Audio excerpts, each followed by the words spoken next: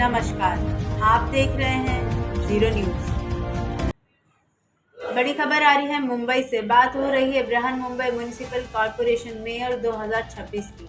ये सिर्फ एक राजनीतिक पद नहीं, बल्कि मुंबई जैसे शहर के एडमिनिस्ट्रेटिव कंट्रोल, विकास की दिशा और हजारों करोड़ों के पब्लिक फंड्स पर प्रभाव रखने वाली कुर्सी है। इसी वजह से इस फैसले पर पूरी राज्य और शहर की नजर टिकी हुई है। बीएमसी के चुनाव परिणामों के बाद स्थिति संख्या के स्तर पर काफी स्पष्ट नजर आती है, लेकिन राजनीति में अक्सर जो दिखता है वही अंत नहीं होता। कुल 227 सीट्स वाली बीएमसी में मेजॉरिटी का आंकड़ा 114 है। टीम ए के रूप में बीजेपी के पास 89 सीट्स हैं। शिवसेना के एकनाथ शिंदे जी गठबंधन के पास 29 सीट्स हैं और एनसीपी के अजित पवार गठबंधन के पास 3 सीट्स हैं।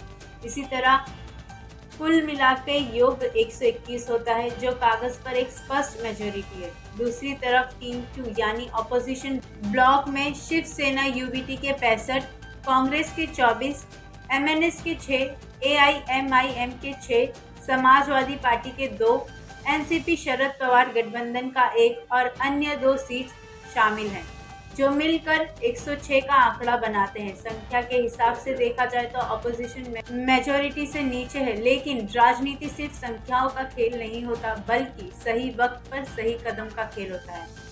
इस पूरे पॉलिटिकल घटनाक्रम के बीच सबसे ज्यादा चर्चा एकनाथ शिंदे जी को लेकर हो रही है। उनके पास मौजूद 29 काउंसिलर्स इस वक्त बीएमसी के पावर बैलेंस की चाबी माने जा रहे हैं। सोर्सेज के मुताबिक एकनाथ शिंदे जी ने इन सभी काउंसिलर्स को फिलहाल मुंबई के ताजलैंड एंड होटल में एक साथ रखा हुआ है।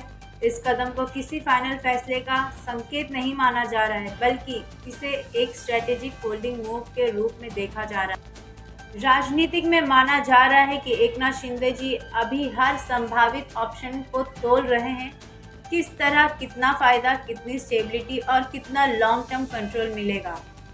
अभी तक ना उनकी तरफ से कोई खुला ऐलान हुआ है, ना ही किसी गठबंधन पर फाइनल मोहर लगी। यानी मेयर के फैसले से पहले शिंदे जी की खामोशी और उनके 29 काउंसिलर्स की एकजुट उपस्थिति दोनों ही इस बात का संकेत दे रहे हैं कि गेम अभी खुला है और सस्पेंस अभी जिंदा है।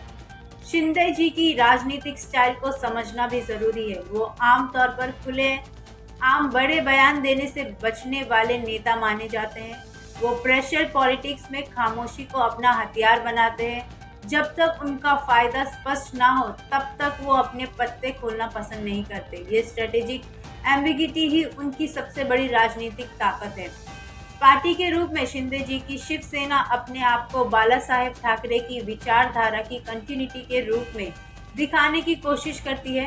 मराठी अस्मिता, हिंदुत्व और गवर्नेंस ओरिएंटेड पॉलिटिक्स उनके नैरेटिव का मूल आधार है। बीएमसी के संदर्भ में शिंदे कैंप का कहना हमेशा से ये रहा है कि मुंबई का प्रशासन स्टेबल और डेवलपमेंट फोकस्ड होना चाहिए, जिसमें पॉलिटिकल इंस्टेबिलिटी के लिए जगह कम हो। इसीलिए उनका जोर हमेशा पावर शेयरिंग और अथॉरिटी पर होता है, सिर्फ सिंबॉलिक पोजीशंस पर नहीं। आज की तारीख में इस पूरी स्थिति का सार यही है कि कोई भी बात फाइनल नहीं है। संख्या अपनी जगह है, लेकिन फैसला अभी लिखा जा रहा है, घोषित नहीं हुआ है।